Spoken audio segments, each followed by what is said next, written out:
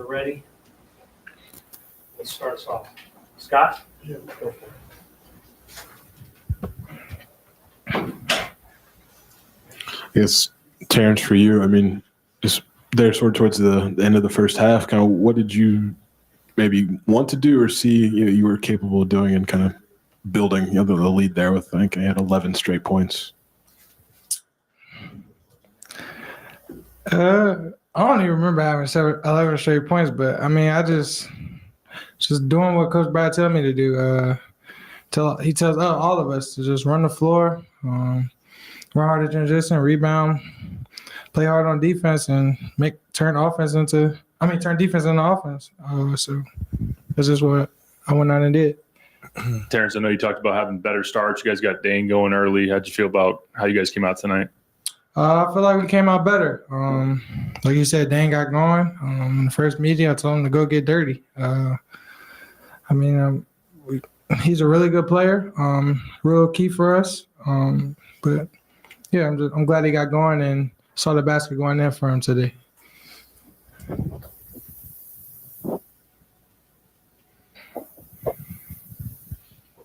I guess, Amani, just how have you maybe kind of viewed your first 5 games? And kind of have you done maybe kind of what you thought you could do or maybe what was asked of you? Yeah, I think so. I mean, besides like the few mistakes I made, as a freshman, you make some mistakes, you learn from them. But, I'm creating my role here. Coach Battle, he tells me to do run, seal off, just play hard, just leave it all out there on the floor. So really just, trying to define my role and just, not try to do too much, but play within the offense, within the defense, just, do what I can for my teammates to be like a winning player. Amani, now that you have a couple games under your belt, does it feel differently? Do you feel more comfortable now, knowing what to expect? Yeah, I do. The game slowed down for me. I get the ball in the middle. I'm not rushed. I take my time looking for the reads, looking for my shot. And, just on defensively, playing that pick and roll, rotating, talking. I'm getting a grasp of everything. Terrence, how'd you see Nicolo impact the game early? Man, well, first of all, I want to apologize. I think I stepped on his ankle or foot. Feel bad for him, but hopefully he should be good. But man, Nico been killing in practice, man. We having great weeks of practice, dominating, being a floor general, just being a great pure point guard. And as y'all can see in the last 2 games that he played, he showcased that, and that's what he does. He's been a point guard since he was little, and I'm just happy he got to showcase that and everyone got to see how he can run the floor. TJ, a couple games in a row, I think, with 70-plus possessions. Are you starting to get the pace and the transition buckets that you're looking for? Yeah, I mean, Coach Brad emphasized running. We didn't really run against Marquette, and he got on me really, really hard about it. And I just try to do my best to respond and fix whatever I need to fix. I mean, it's 21 turnovers. I mean, was there something about Southern's defense that did that, or was no? We just got to make better plays. Some of the passes we throw wasn't really smart. Sometimes we forced ourselves and tried to force ourselves driving. But we just got to make better decisions at the end of the day. There was nothing that they did. It wasn't like a press or a trap or anything. So we just gotta take care of the ball, be better. But we'll watch the film and we'll fix it for next game. Amani, with Coleman out, have you sensed a bigger opportunity? Has there been an emphasis from the staff to have you step up in that? Yeah, most definitely. Coleman's a really good player. He gives me a lot of, insight, a lot of tips in practice and in games, especially when he's out now. He talks to me a lot. But yeah, I feel like I got to be it's only me and Dane right now at the forward in the front court. So I feel like I do have to step up for sure. Yes, Terrence, was there a point when the coaching staff was just like, maybe to everybody, just like attack the basket, just as good a looks as you guys were able to get doing that? No, they just tell us to read the game, take what the defense gives you, and it was they happen to get in the zone and attack the gaps, move the ball around. Drifts to Nikes are open. Just playing basketball, just reading what the defense gives you, and I feel like we did a better job of that after we had the little turnover spurt in the second half. Anything else for the guys? All right. Thanks, everybody.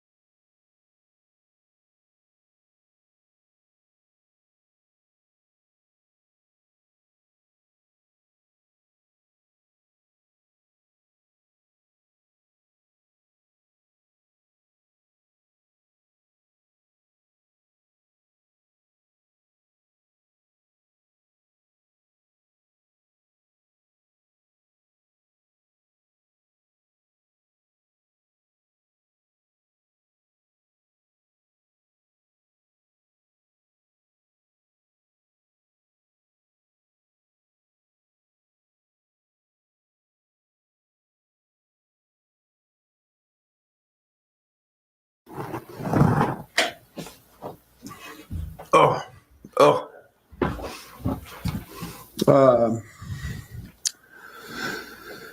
to 17 on the glass, 110 rebounds in the last two. 60% basically field goal percentage. Will probably lead to some pretty good things. I was really pleased with that group at the end of the first half. We finally found a rhythm where we didn't foul and got some stops, got out and running. I think we had 3 freshmen on the court for a good piece of that, which is always really positive and good to see. But, I thought Nico was a catalyst in that stretch. I thought Draven defensively was great. And then, Terrence was Terrence. I mean, he's literally the best defender in college basketball, and he did that again tonight. But games get hard when you're up 30. Wish we would have finished better. I thought we turned it over a little bit, but again, this team's won at UNLV by 30, and this team has played some folks awfully close. So I thought we handled our business, and on to the next.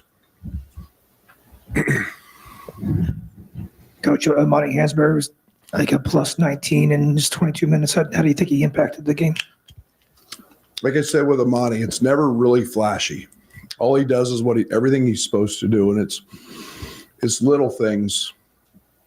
Rim running, putting your head under the rim every single time so Terrence Shannon can drive the ball in transition and get a layup instead of running to the block on the side that he's at. It's a really little thing, right? 3 feet. But he does it every time, so Terrence gets layups and dunks. He connects us really quickly in offense. He's an elite passer. He anticipates maybe as well as anybody we've had in terms of rebounding the basketball, where the shot's going. He sees it. He's a great wedge guy. He impacts it, and then he's really turned into an elite ball screen defender. For a guy that's undersized, he plays both really well. He's got great hands. He's got great length. So, he's playing beyond his years. Seemed like the ball really had life with Nico. What'd you see in that, and any update on his ankle? No idea. It's not his ankle. It's his foot. Terrence stepped on it.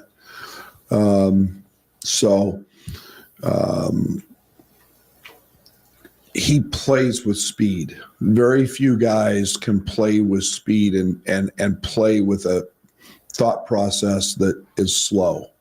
And he does that as very, very well. And guys love playing with him because he's highly intelligent in terms of his feel. He delivers the ball on time to the right place. He's got great, great vision. In terms of understanding, he understands where our guys are, but it's where the defense is. And I was really proud of him because of his defense. And that's the area that he has been challenged the most. But I thought defensively tonight he was every bit as good as he was offensively. Coach, how do you get Marcus Demas going more aggressive on offense? Seems like he's kind of passive right now. Man, he had 20 against Marquette. I'm not too worried about it in a couple blowout games. Marcus is a really good player. And, some night, he didn't really need to score tonight. I think he finds opportunities whenever he's there. Again, we're moving him around a couple different positions. I thought he turned down some shots tonight I would love to see him take, and I'll have that discussion with him. But, he's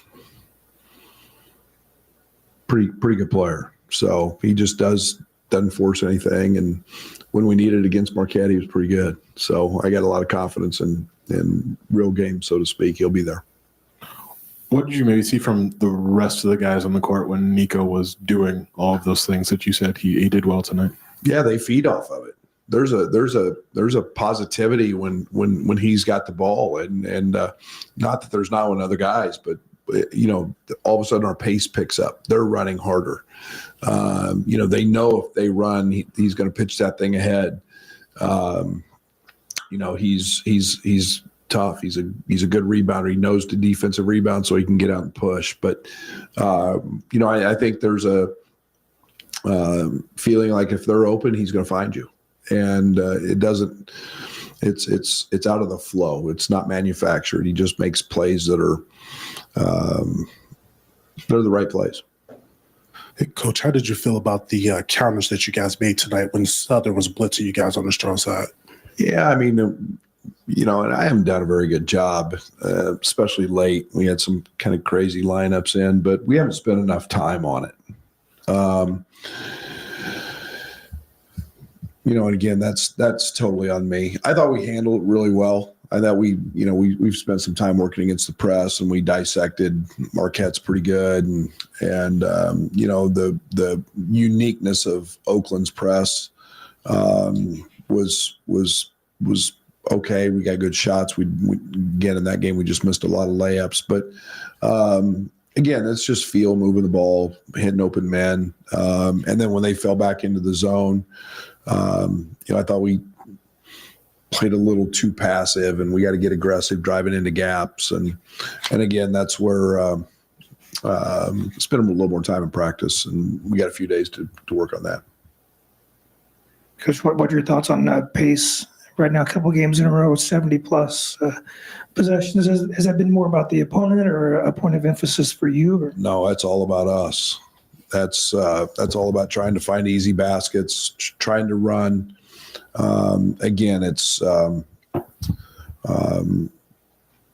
of common sense, right? The faster you get the ball up the court doesn't mean you have to shoot it, but it gives you more time to run offense and more time to execute. And it's a really little thing that even if we don't have it, we want to sprint the ball up the court. We don't want to let the defense get set and, just have to run a set every trip. And I think we had 80 possessions the other night. I don't know what we were at tonight yet, but again, we want to play with that. That's to our advantage. We've got depth. We got guys who can run. We got guys who can make shots, and that's something that we're going to continue to try to grow and get better at.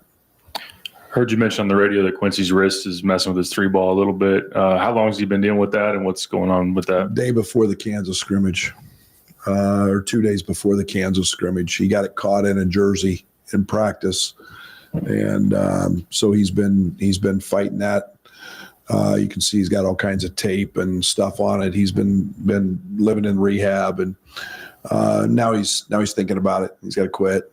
He made 55 or 56 of them last year, and he's still shooting them, but he's going to make those at some point, and he's got to kind of get out of his own way a little bit, because the wrist doesn't hurt when he dunks it.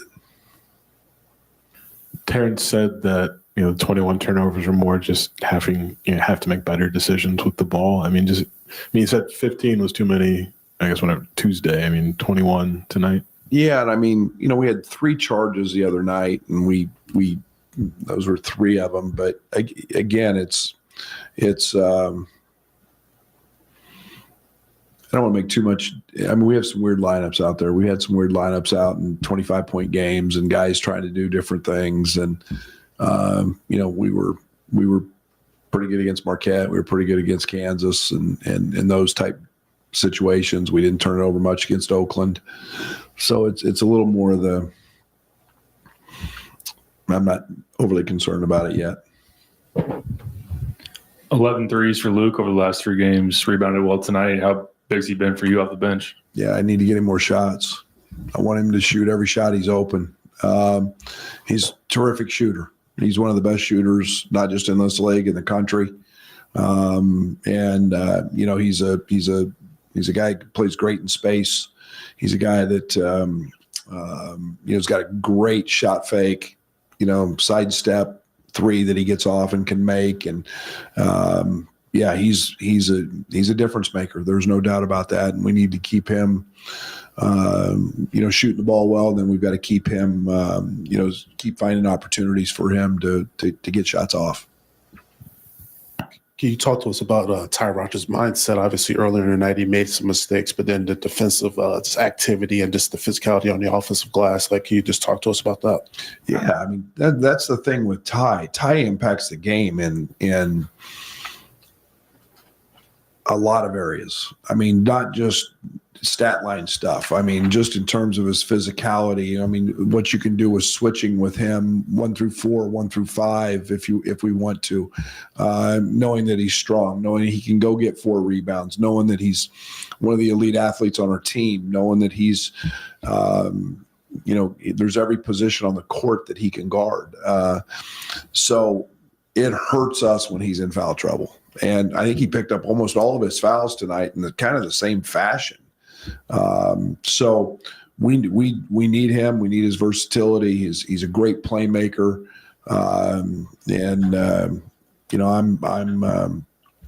Wasn't one of his best nights, but that's okay. He still does a lot of things to impact the game, and we've been really challenging him on the glass, and he stepped up to that challenge tonight.